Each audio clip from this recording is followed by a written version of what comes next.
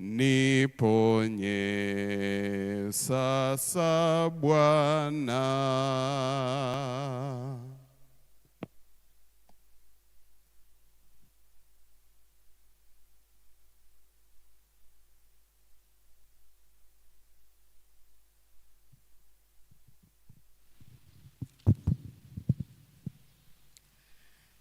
Bwana ni mwema. Bwana ni mwema. Haya. Asubuhi hii naomba kuwaletea fungu kutoka katika kitabu cha Zaburi 35 fungu la 13. Ninasoma. Bali mimi walipougua wao, nguo yangu ilikuwa gunia. Nalijitesa nafsi yangu kwa kufunga. Maombi yangu yakarejea kifuani mwangu. Naomba nirudie. Zaburi 35 fungu la 13. Bali mimi walipougua wao, nguo yangu ilikuwa gunia. Nalijitesa nafsi yangu kwa kufunga. Maombi yangu yakarejea kifuani mwangu. Hili ndilo neno la Bwana. Naomba kwa kicho tupige magoti tuombe.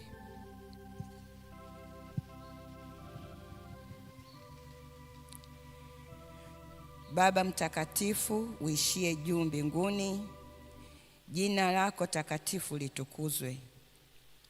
Tunakushukuru Baba kwa upendo wako na ulinzi wako. Umetulinda katika masaa ya usiku.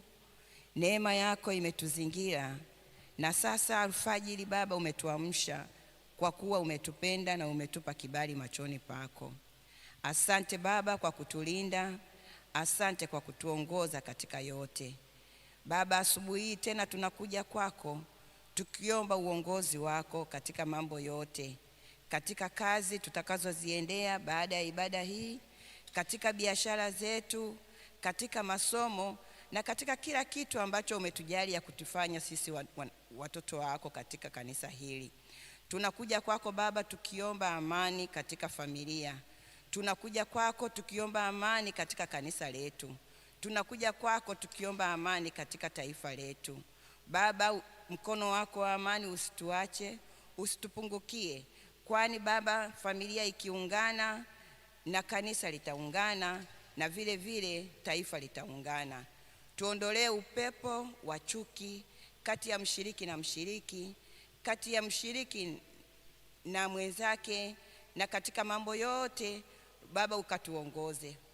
Utupe amani katika kuiongoza kanisa hili. Utupe amani katika nchi tunapokuwa tunaelekea mwisho wa mwaka huu.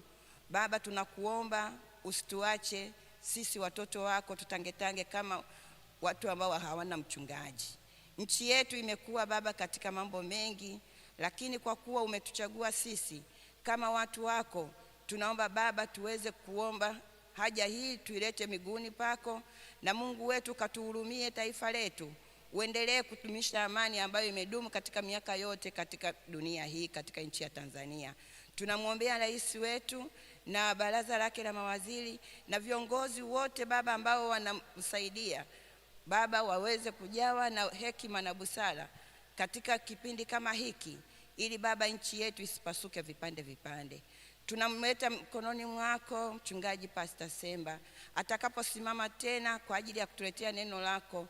Baba, ukamvuvie Roho wako Mtakatifu, neno hili liweze kufanya kituo katika maisha yetu ya kiroho, na neno hili Baba likatujenge na kutuimarisha na kuwa wakili waaminifu katika dunia hii. Tunapokuwa Baba tunanyamaza, tunakuomba Baba ukatuongoze katika yote tutakayoyatenda katika siku ya leo, na neema yako na utukufu wako ukaambatane nasi tangu sasa na hata milele. Amen.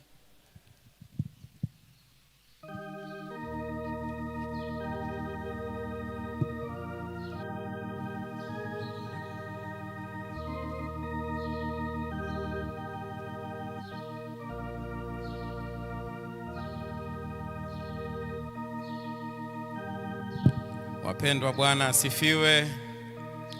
Bwana Yesu asifiwe. Nichukue fursa hii kuwakaribisha katika ibada ya asubuhi ya leo. Wale tulioko hapa Magomeni, Bwana wabariki sana, na watu wote ambao wanafuatilia ibada hii kwa njia ya mtandao. Niwaalike katika ibada hii na nitoe shukrani zangu za pekee kwa Mama Christina Kamuzora ambaye ametuongoza katika program ya maombi tangu siku ya jana, leo na wiki nzima. Kwa neema ya Mungu atakuwa pamoja nasi. Mama, Mungu akubariki sana. Wazee mliofika, Mzee Maduhu kiongozi wa maombi, Teddy na kuona, Bwana wabariki, na washiriki wote ambao tuko hapa Magomeni, mafundi mitambo, media team, mbarikiwe sana kwa kazi njema ambayo mnaifanya. Mwenyekiti asubuhi ya leo ni mimi Adam Nyando, mmoja wa wazee wa kanisa hili la Magomeni SDA. Wiki hii yote tuko na mchungaji wetu Pastor Paul Semba ambaye kila asubuhi anatuongoza katika neno kuu linalosema kufungua msimbo wa sala ama unlocking the prayer code. Jana tulianza tukapata mafundisho ya maana sana. Naamini leo tena Mungu ameandaa neno kwa ajili yetu tuweze kuendelea kubarikiwa katika ibada hizi za asubuhi. Tutaimba beti la kwanza na chorus, wimbo namba 130. Baada ya hapo Ransley ataimba, then Pastor Semba atakuwa anasimama kwa ajili ya ibada ya asubuhi ya leo. Brother Mukundi tuongoze 130. Tuimbe mabeti mawili, baada ya hapo Ransley ataimba, na baada ya Ransley kuimba tutakuwa tunaenda moja kwa moja kwenye neno la asubuhi hii. Bwana atubariki. Karibuni sana katika ibada ya asubuhi ya leo.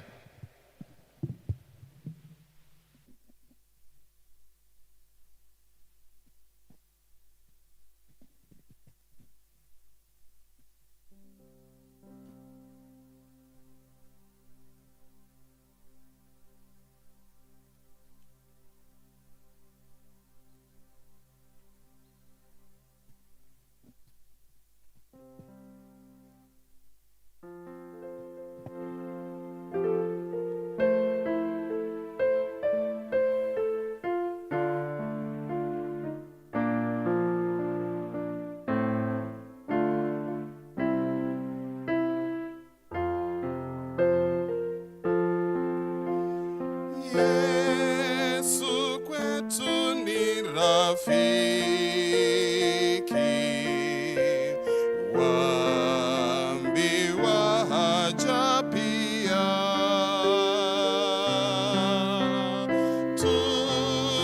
tukiomba kwa babaye,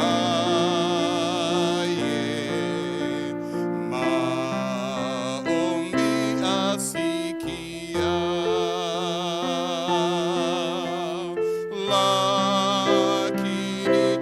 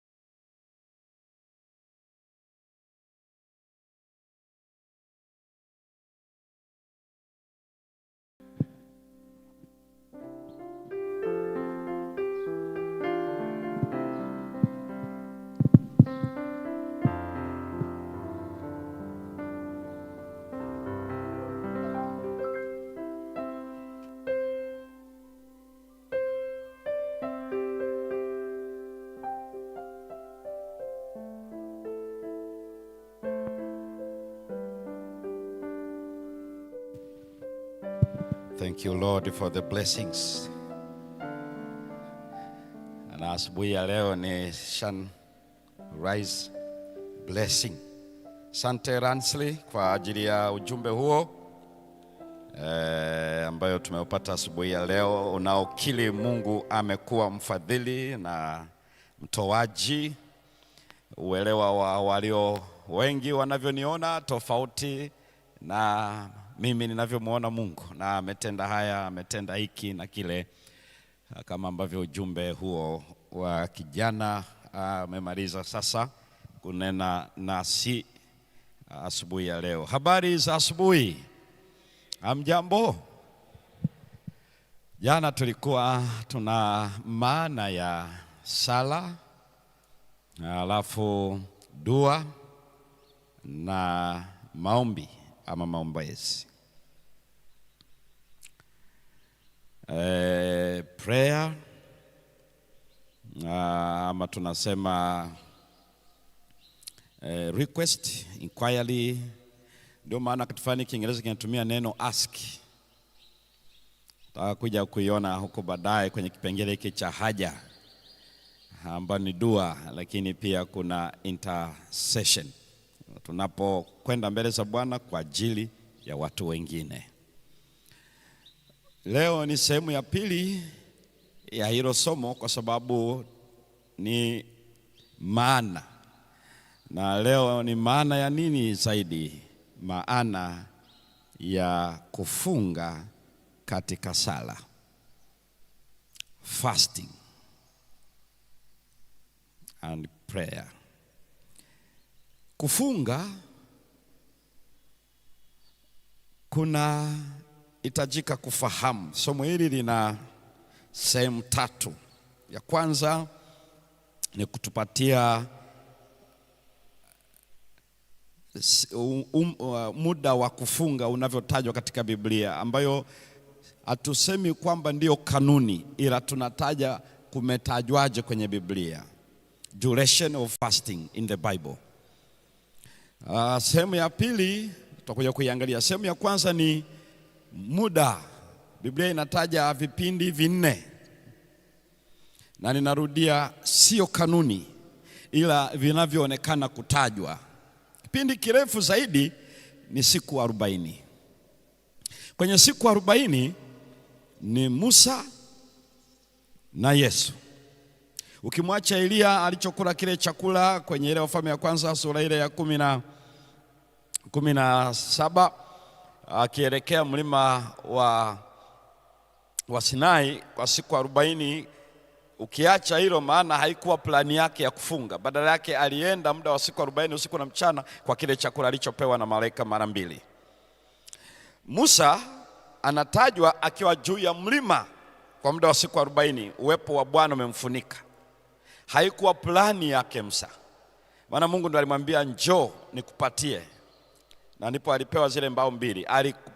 Alikaa mle ndani ya siku 40 akiwa ndani ya wingu, na inatajwa vizuri kwenye kitabu cha Kutoka 24 na ile aya ya 18. 40 days and 40 nights. Kwa hiyo mtu anaposema tunafunga siku 40 ni vizuri atofautishe, kwa sababu hakula wala hakunywa 40 days 40 nights. Na hakuna mwanadamu ambaye anaweza kufanya hivyo under normal operation of our body. Uwezi. Kwa hiyo ni vizuri ujua alikuwa ndani ya uwepo wa Bwana, na Mungu ndiye aliumba mwili huu, anaweza kufanya chochote na bado ana nguvu. 40 days 40 nights. Lakini pia kufunga kwingine ambako kunatajwa kwa makusudi kabisa ni Yesu mwenyewe, ambaye Biblia inamtaja katika ile Mathayo 4 aya ya 2. 40 days and 40 nights. Siku 40 akiwa nyikani baada tu ya kutoka kubatizwa mto Yordani. Hakula chochote usiku wala mchana. Hakunywa chochote usiku wala mchana, ambayo ni kipindi kirefu. Hiyo ndio kipindi kirefu sana cha sala katika kufunga. Kipindi cha pili ambacho kinafuatia ni siku 7. Siku 7 watu wanaweza wakadebate siku 7 mtu anaweza akafikia au namna gani. Lakini siku saba zinazotajwa hapa ni maombolezo yaliyofanyika kwa maumivu makali kwa kifo cha Sauli, mfalme wa Israeli, ambapo mashujaa walienda wakachukua mwili wake wakazika na wakaomboleza na walifunga muda wa siku 7. Hatuna maelezo zaidi, hawakunywa kitu au hawakufanyaje, lakini ilikuwa ni jumuiya kubwa kwenye ile Samueli ya kwanza ile sura ya 31 na ile aya ya 13. 7 days. Na watuambii, maana neno la pale halitaji ilikuwa ni sehemu ya usiku ama mchana, ila inasema ni siku 7 zote. Sasa walifanyaje katika hilo hatuna details, lakini ilikuwa ni kipindi kingine kirefu cha siku 7. Kufunga kwingine ambako kunatajwa katika Biblia ni kwa siku 3. Ninataja tu maeneo hayo, ingawa sasa katika vipindi hivi kuna waliopitia uzoefu huo pia wengine, lakini hapa tu kwa uchache inataja kipindi kile cha mfalme wa Asuero, Esther na Mordekai, ambao tutasoma kwenye Esther sura ya 4 na ile aya ya 12. Esther na Waisraeli walifunga siku 3, na hapa inaeleza wazi they tasted nothing, hawakuonja chochote. Siku 3 ndivyo inavyotajwa vile. Lakini kufunga kwingine ambako kunatajwa ni kufunga kwa kutwa, day. Unajua Biblia day ina maana ni wakati wa mchana, kutwa yote. Na hii inatajwa ni Daudi mwenyewe alipokuwa vitani, ambapo alisema hata kunywa maji wala chochote. Kwa hiyo alifunga kutwa nzima, na hiyo inatajwa kwenye Samueli ya pili sura ya 3 na ile aya ya 35. Kutwa nzima, sio masaa 24, masaa 12. Alafu pia kufunga kwingine kunakotajwa ni sehemu ya usiku wote. Sasa hii inaweza isitajwe sana kwa sababu mara nyingi huwa tumelala, lakini kuna kufunga wakati wa usiku wote, na hii inatajwa wakati wa yule mfalme, wakati Danieli ametupwa kwenye tundu la simba, ambako mfalme alifunga usiku wote kwenye Danieli sura ya 6 na ile aya ya 18. Kwa hivyo hivi ndivyo vipindi ambavyo vinatajwa vya muda wa kufunga, duration of fasting. Ninarudia, sio kanuni kwamba tuende siku 40, tuende siku 7, tuende siku 3, tuende siku ninataja vipindi vinavyotajwa vya muda wa kufunga, na sio kanuni watu wafate vipindi hivyo. Sehemu ya pili ya somo hili, wakati yanafanyika haya ya kufunga, yalikuwa na mambo makubwa mawili. La kwanza, naomba tena tusome hiyo aya katika Zaburi 35 aya ya 13 ambayo tulisoma hapa. Halafu tutasoma tena Matendo sura ya 13 na aya ile ya 2. Hebu tusome Zaburi 35 na aya ya 13.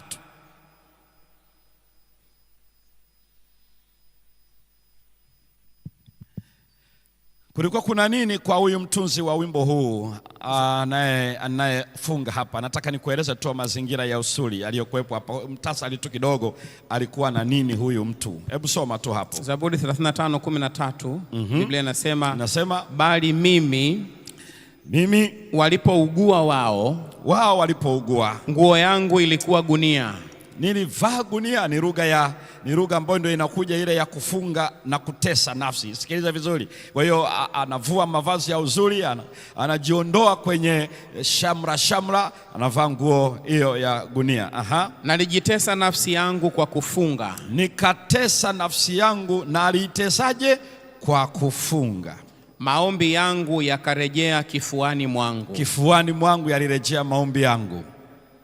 Nini alikuwa yuko katika hali hapa? Alikuwa anatesa nafsi na kufunga. Wanaugua wao, maombi yanarejea kwake.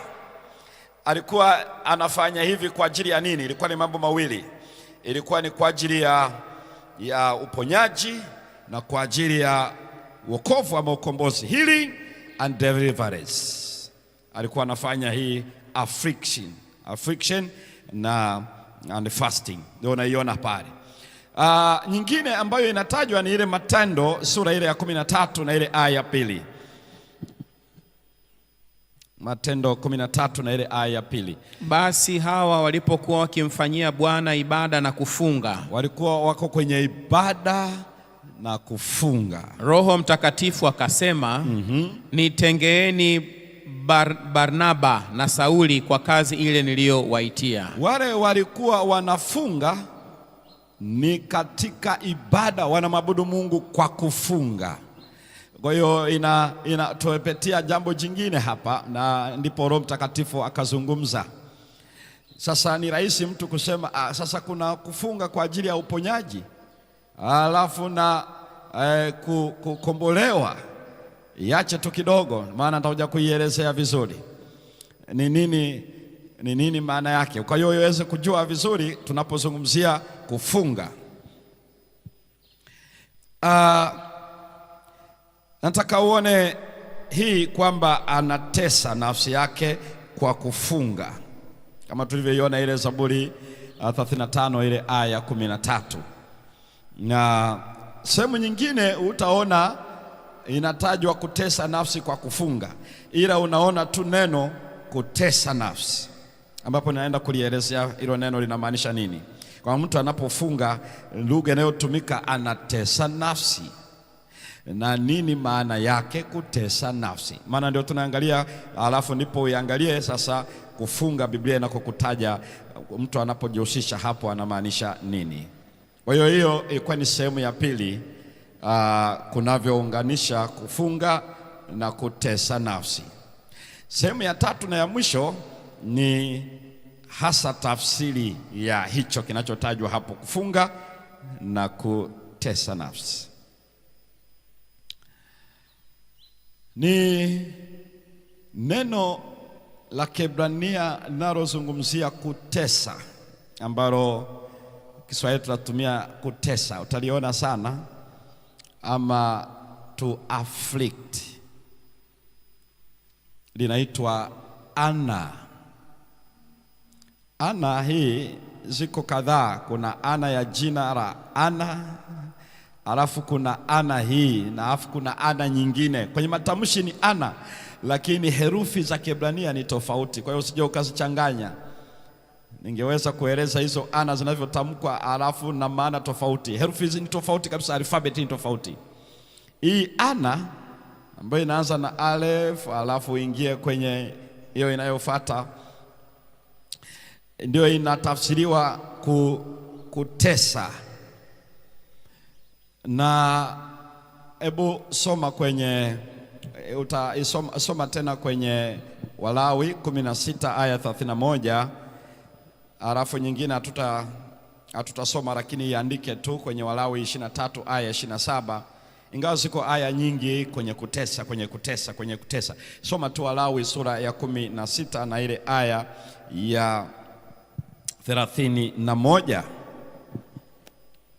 Biblia inasema ni sabato ya raha ya makini kwenu. Hiyo ni siku ile ya upatanisho, inaitwa ni sabato ya raha alafu ya makini mno kwetu.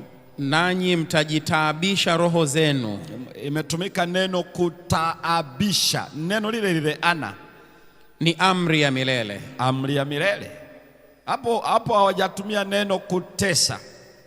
Kiswahili wametumia neno kutaabisha. Labda nisome tena, nenda Walawi 23 uone ni neno hilo hilo, na ni sikukuu hiyo hiyo ya upatanisho ambayo inafanyika mwezi wa 7 tarehe 10, ambao kwetu leo ni Oktoba 22 kwenye Gregorian calendar. Hebu nenda kwenye Walawi 23 na ile aya ya 27. Pale wametumia neno kutaabisha, mtataabisha, alafu bado ni sabato ya raha makini, sabato makini, sabato ya raha, alafu inakutaabisha nafsi. Soma Walawi 23:27. Lakini siku ya 10 ya mwezi huo wa 7 ndio ni siku ya upatanisho. Siku ya upatanisho itakuwa kusanyiko takatifu kwenu. Ni takatifu hilo kusanyiko. Nanyi mtazitesa nafsi zenu. Hapo ametumia neno Kiswahili kutesa, kule kutaabisha nafsi. Nanyi mtasongeza sadaka kwa Bwana kwa njia ya moto. Kwa njia ya moto. Iwe ni kutaabisha ama iwe ni kutesa, to afflict. Hilo neno ana lina maana kubwa 4. Unawezaje kutesa nafsi? Na hapa ndipo tunapaswa kufahamu lina maana kuipuuza. Look down yourself, to look something down. Kwa hiyo sio kitu kingine, yani hapo nafsi yako alafu unaipuuza, naidharau. Look down. Lakini hilo neno pia linamaanisha weaken yourself, idhoofishe nafsi yako. Look down, puuza, dharau. Weaken yourself, idhoofishe nafsi yako. Lakini pia ina maana ya humble yourself, inyenyekeshe nafsi yako. Ndio inazungumza pale, inyenyekeshe nafsi yako. Na nini maana yake zote hizi? Maana yake mtu akisema anafunga, anashughulikia nafsi yake. Prayer and fasting ni kwamba unashughulikia nafsi yako, ambayo tukielezea kwenye tafsiri ya sentensi ndefu ina maana hii: kutokula, kutokunywa, ama vyovyote utakavyofanya, hiyo ni mwonekano wa nje, ni utendaji wa nje. Narudia, ni utendaji wa nje unaoelezea kujitoa kwa ndani wa moyo, outward expression of inner total commitment. Nisikize vizuri, ni sawa. Kwa mfano ukisema leo ubatizo ni outward expression of inner commitment. Kwa mtu anapoingia ndani ya maji, maji ni ya kawaida, ni yale yale, hayafanyi chochote, lakini ni expression ya nje ya kilicho ndani ya moyo. Anaamini Yesu alikufa, akazikwa, akafuka, na kwa kifo chake anaokolewa. So fasting, making yourself low, humbling yourself, ama weakening yourself, inamaanisha ni outward, ni mwonekano wa nje unaoelezea kujitoa kwa kina, inner, kwa ndani, inner total commitment. Kwa husu nini? Asangalia vizuri, kwenye inner commitment ya nini? Inahusu nini hasa? Hiyo inner total commitment ya nini hasa? Hii ni ile inayosema ni on God's preservation, ama preserving. And unaeleza kitu gani? Unaelezea juu ya utunzaji wa Mungu, lakini kitu gani nakuja kuielezea? God's preserving and rescuing power from sin. Ni mwonekano wa nje unaodhihirisha kujitoa kwa kina kwa ndani kuhusu uwezo wa utunzaji wa Mungu na wokovu wake kutoka dhambini. That's fasting. Na hii ndio unaona, hiyo yote mtu akisema anaomba hamwelezei Mungu Mungu aone kuna kitu kina mvutano na yeye, ila ni yeye ndiyo anaonyesha ile tunasema total commitment ya ndani ya moyo na kujisalimisha kwa uwezo wa Mungu unaookoa na unaohifadhi, preserving and rescuing power of God from sin. Kama umeelewa, hebu nyosha mkono kama tuko pamoja. That is fasting. Kwa hiyo ukisikia mtu anasema ninakwenda kuomba na kufunga, anaenda kushughulikia nafsi yake. Akufanyaje? To be reliance on God's everlasting love. Yani unajegemea.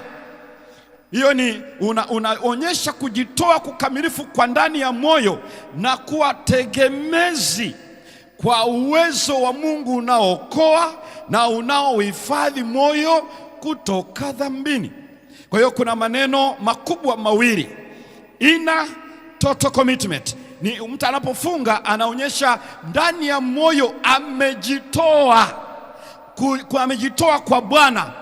Moja. Mbili, anakuwa reliance on anaegemea juu ya, anakuwa tegemezi. Mtu anayefunga maana yake ameamua kuiambia nafsi hivi, mimi nitakuwa tegemezi kwako.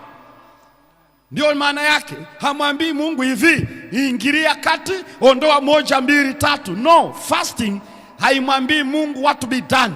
Fasting inaiambia nafsi, nimefanya maamuzi ya kumtegemea Mungu, na ni ya dhati katika uwezo wake wa kuhifadhi, God's preserving power and God's rescuing power from evil or from sin.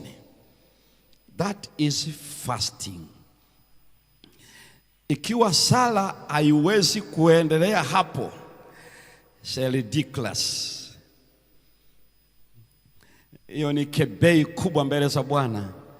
Atufungi ili Mungu asympathize na sisi, aonyeshe huruma juu yetu, kwa sababu nimeacha chakula, nimeacha wali, nimeacha samaki, nimeacha hiki, nimeacha maharage.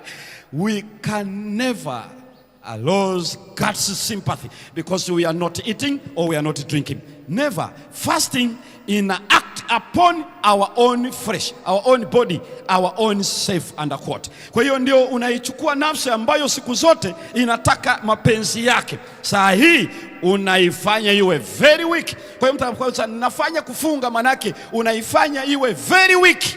Kwa nini? Isilete demands, isilete madai. Nataka nipone, nataka chakula, nataka ajira, nataka watoto, nataka ndoa. That is the demand of self. So fasting ni kuiambia hivi, come very low, we be weak before God. Usilete madai yoyote. Ndio maana when we talk about prayer, unapozungumzia habari ya sala, ni submission into God's hand. Sio no angarao kwenye Isaya 58. Tunapomalizia Isaya 58 aya ya kwanza hadi ya 10, kwa dakika hizi chache zobaki kabla tujaingia kwenye prayer session, hebu soma usikie anavyoelezea Biblia. Na ninapenda nitumie Biblia na Biblia peke yake, kwa sababu tunaweza tukadhani Biblia haitafsiri maneno haya mpaka twende kwenye spirit of prophecy. Biblia yenyewe inaeleza habari hizi. Soma Isaya 58 aya ya kwanza hadi ya 10. 58 Isaya fungu la kwanza. Piga kelele usiache. Naam. Paza sauti yako kama tarumbeta. Ufanye nini? Uwahubiri watu wangu kosa lao. Kosa lao. Uwahubiri watu wangu kosa lao, na nyumba ya Yakobo dhambi zao. Na uwahubiri dhambi yao. Walakini wanitafuta kila siku. Kila siku wananitafuta. Hupenda kujua njia zangu. Alafu wanapenda kujua njia zangu. Kama vile taifa waliotenda haki. Kana vile wanatenda haki. Wasioacha sheria ya Mungu wao. Hutaka kwangu amri za haki. Wanatafuta kwangu amri za haki. Hufurahi kumkaribia Mungu. Wanafurahi kuja mbele zangu. Husema mbona tumefunga? Wanasema mbona tumeafflict, mbona tumefunga, lakini hatuoni. Halafu Mungu haoni. Ndio mnasikia mtu anasema nimefunga ili jambo, jamani, nina mwaka wa kwanza, mwaka wa pili, mwaka wa tatu, mwaka wa tano, yani ni mwaka wa 7. Wenzetu wanafunga, Mungu anasikia. Hivi mimi na shida gani? Wewe sio wa kwanza ama mimi sio wa kwanza. Wanasema mbona tumefunga, halafu Mungu haoni jamani. Maana yake hawarespond. Mbona tumejitaabisha nafsi zetu, tumetesa, tumeafflict nafsi zetu, lakini huangalii. Mbona Mungu haoni? Fahamuni siku ya kufunga kwenu. Sasa sikiliza Mungu anavyotoa response yake juu ya claim kama hizo. Mnatafuta anasa zenu wenyewe. Ninyi mnafunga kwa sababu mnatafuta kuulisha nafsi zenu na kuwalemea wote watendao kazi kwenu. Halafu mnawalemea wanadamu wenzenu. Tazama ninyi mwafunga mpate kushindana na kugombana. Mnashinda tu kwa sababu ya ubinafsi na kupiga kwa ngumi ya uovu. Yani mnakomaa katika uovu. Hamfungi siku hii ya leo hata kuisikizisha sauti yenu juu. Mnapaswa kufunga kwa kusikizisha sauti yenu juu. Je, kufunga namna hii ni saumu niliyoichagua mimi? Kwa namna hiyo kweli, hivi ndivyo saumu. Hapo saumu maana yake ni kufunga. Hivi ndio kweli kufunga nilikowaambia wafunge? Je, ni siku ya mtu kujitaabisha nafsi yake? Hivi ni swala tu la kuambia na utesa mwili, siupi maji, siupi matunda, siupi chakula? Hivi ndio maana yake? Ni kuinama kichwa kama unyasi. Ni kuwa na ile posture ya kwenda kwa unyenyekevu, umeinamisha, yani unaonekana una maumivu, unasikitika, niko mbele za Bwana. Is that the way of fasting? na kutanda nguo za magunia na majivu chini yake. Hiyo outward expression, hivi ni kuwa tu na muonekano wa nje nimefunga. Je, utasema ni siku ya kufunga na ya kukubaliwa na Bwana? Je, unadhani kwa namna hiyo utakubaliwa na Bwana? Je, saumu niliyoichagua sio ya namna hii? Sasa sikiliza, Mungu amechagua kufunga kwa aina hii. Kufungua vifungo vya uovu. Mtu anapofunga ana subject self, anaifanya iwe very raw, ana weekend kufungua vifungo vya uovu. Mtu anaposema ninafunga, ana agenda ya kujitoa kwenye dhambi, kuzilegeza kamba za nira. Legeza kamba za nira, kuwaacha huru walioonewa. Wale ambao ninawaonea nisiwaonee, na kwamba mvunje kila nira. Uovu ninavunja, ndio maana ya fasting. Je, sio kuwagawia wenye njaa chakula chako? Unakuwa concern na wahitaji, na kuwaleta maskini waliotupwa nje nyumbani kwako? Unakuwa mwema kwa hao wanaitwa maskini. Umwonapo mtu aliye uchi umvike nguo, unamvika nguo. Wala usijifiche na mtu mwenye damu mmoja nawe. Ndio ndipo nuru yako itakapopambazuka kama asubuhi. Nuru sasa itapambazuka. Ikiwa hiyo ndiyo fasting, nuru lazima ipambazuke. Sunrise blessings must come. Alafu na afya yako itatokea mara. Alafu afya yako itakuwa ndio ile Zaburi aliyosema, ninayosema kwamba it was for deliverance and it was for healing. And afya, unajua Biblia inaposema afya haizungumzii unayozungumzia tu physical body, ndipo unakuwa na afya. And then na haki yako itakutangulia. Itakutangulia haki yako. Utukufu wa Bwana utakufuata nyuma ukulinde. Haki na kutangulia, utukufu na kufuata nyuma ukulinde. Ndipo utaita, sasa utaomba, na Bwana ataitika. When you speak, God will respond. Utalia, you will cry out, naye atasema mimi hapa. Na yeye atasema here I am my child. Kama ukiondoa nira, ukiondoa dhambi isiwepo kati yako, ndio, wala kunyosha kidole, wala kunena maovu, ndio, na kama ukimkunjulia mtu mwenye njaa nafsi yako, unajali wahitaji, na kuishibisha nafsi iliyoteswa, ndipo nuru yako itakapopambazuka gizani. Itapambazuka katikati ya giza, na kiwi chako kitakuwa kama adhuhuri. Kama adhuhuri.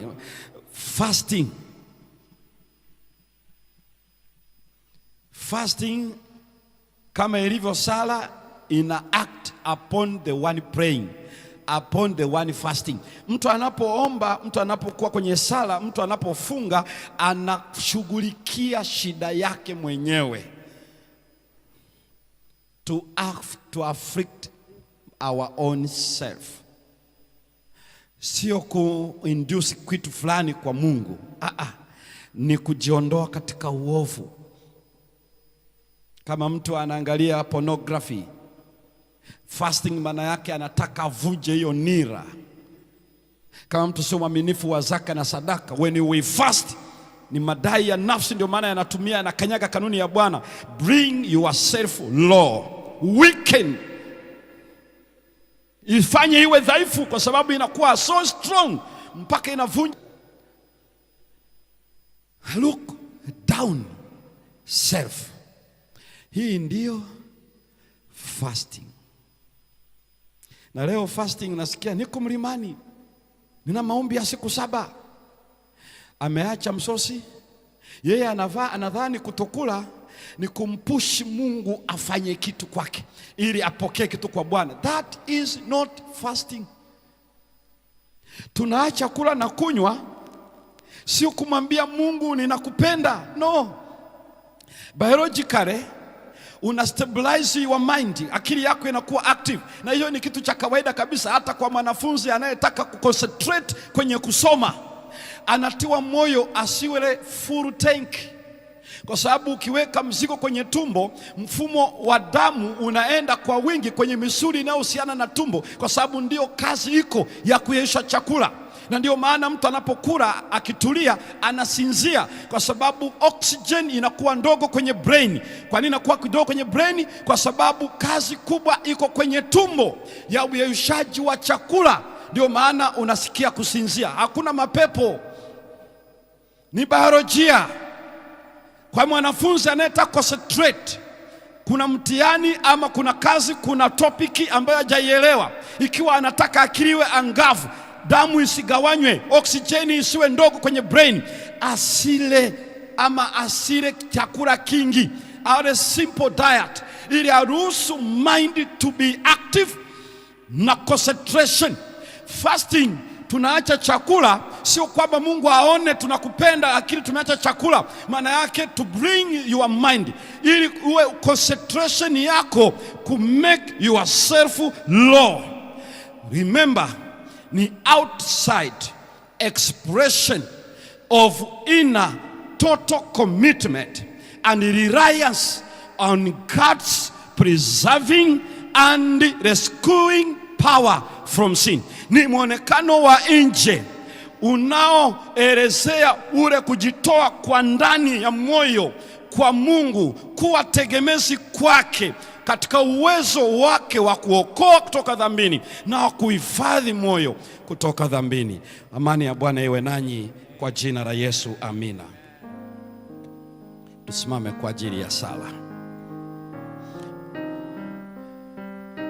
Yule kijana aliyebariki mkutano kwa wimbo anaweza kaja leo. Njoo hapa, utatuongoza kwa sala. Tutatumia dakika moja kuwaruhusu watu wa Mungu, kama ni kuungama kwa makosa tuliyodhani, ni time yetu kuungama na kutubu kwamba hatukujua. Na tunafikia hatua tunasema ya kwamba mbona Mungu usikii kama wenzetu wa kipindi kile. Tunadhani Mungu anakuwa attracted na sisi kuacha chakula na kinywaji, lakini kumbe ni muda wa ku break out from sin. That's fasting. Bring yourself low. Nafsi hii madai yake yawekwe chini ili mapenzi ya Mungu yaende juu. Baada ya dakika moja, kama kuna lolote la kuzungumza na Bwana, ndipo tutapata sala kutoka kwa kijana huyu.